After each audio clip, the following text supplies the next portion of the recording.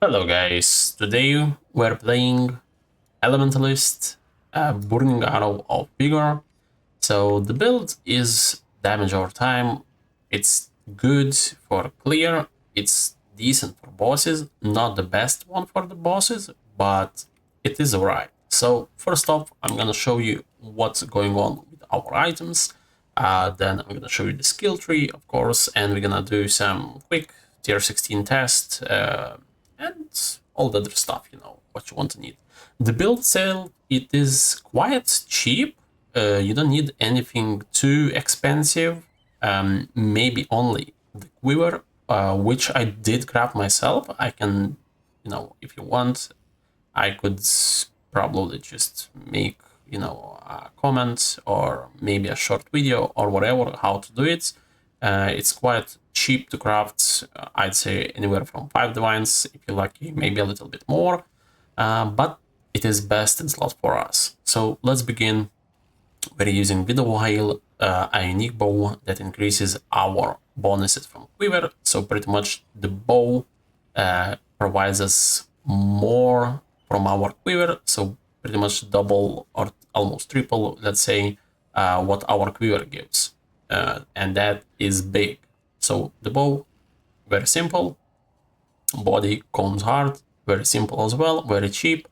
Then using Polar Devastation pretty much for cover enemies in Ash to give them the buff. Then we're using Barrier Respite for our Ignites and Shock to spread. Then we got the Didian's Down, just faster Ignites, as you want to scale, your damage to be inflicted as fast as possible. Then we got Ashes of the Stars, 1 level to our Burning Arrow of Vigour. The higher the level, basically the better the scaling from our HP. So yeah, and quality helps as well a lot for Burning Arrow of Vigour as well. So it provides us like 26% more damage with Ignite. That is big. Helmet, just a rare regular helmet with flammability and damage taken as fire. Gloves as well are rare, basically any resistances life you need. Fire damage multiplier, as well fire exposure on hit. Boots, rare as well. Ignites, inflict damage faster.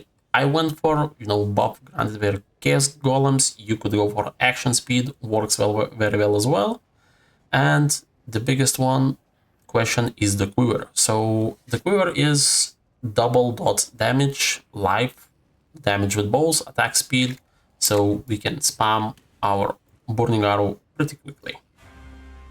For the skills, we just have our regular supports over here, multiple projectiles, just to clear the screens faster, so they need to shoot one projectile. You could switch this one for anything else that provides you damage, especially against like bosses and so on. For our other stops, we have golems, we're using 4 of them. Then we got Flame Surge with Arcanist Brands to get some extra boost on the bosses as well as the curse, so we don't have to cast it ourselves. Just by dropping the brand, you always gonna have the curse up. Then using Malevolence with Eternal Blessing, so we don't use any reservation since we don't have any mana. We're basically full life. Our skills cost life as well. So the gear is explained. Let's go over to our passive tree. So Ascendancies, Golems, Shaper of the Storms, Shaper of the Flames, and Masterman of Discord. Next up, our skill tree looks something like this. We do have some cluster jewels for golem bonuses. Pretty much all of them are for the golem bonuses. We just need Primordial Bond, nothing else over here.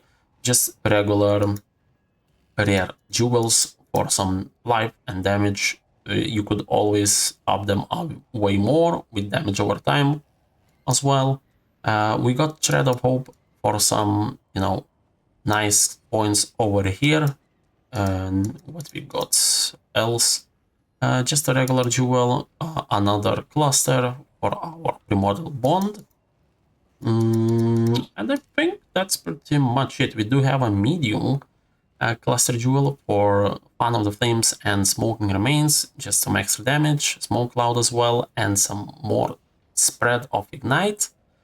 And yeah, besides that, tree is super simple. Honestly, nothing too challenging over here. As well, we do have a Watcher's Eye somewhere. Just let me find it. Where did I put it? Because I'm currently making a new build. So this one is already on the backside. Oh, over here. So we want damaging elements to be inflicted faster with Malevolence. I did get poison while inflicted by Malevolence as well, since we're kind of life-based builds. We are using as well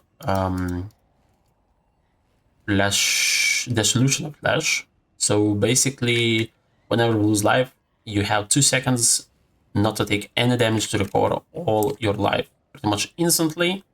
And you want to get all your immunities straightened up, especially Poison, Ignite. What else do we have? That's pretty much it. Poison, Ignites, Bleed, and Corrupting Blood. For Corrupting Blood, just get a rare jewel. For our, bleed, we have this mastery that provides us with bleed immunity if our helmet has higher armor than evasion.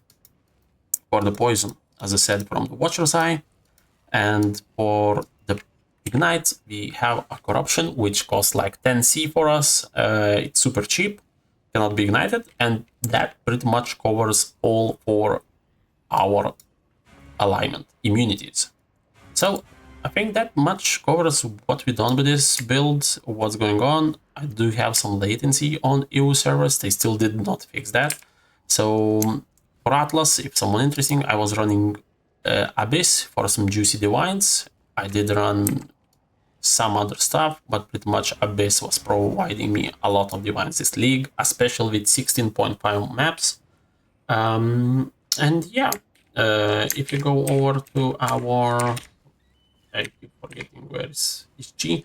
So I did Uber Elder, I did Maven with this build, done pretty much, regular bosses, haven't done Shaper or Cyrus yet, just couldn't bother with them, but it's fully capable to doing all the regular bosses, all the, regular content, done tier 17 as well with this build, since we do have, 6 slots over here.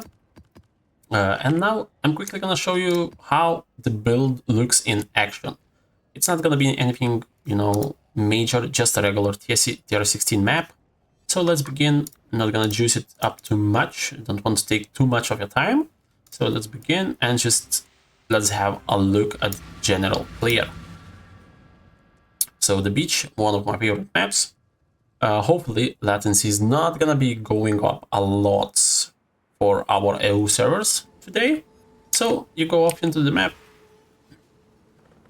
you shoot arrows, everything just dies, you just run, take your loot, pretty much everything. Yeah, we do have some latency, so hopefully it's not too awful, And as you can see, when we do get hit, let's get a hit, you see our life is reserved from the solution of this, then it recovers straight up.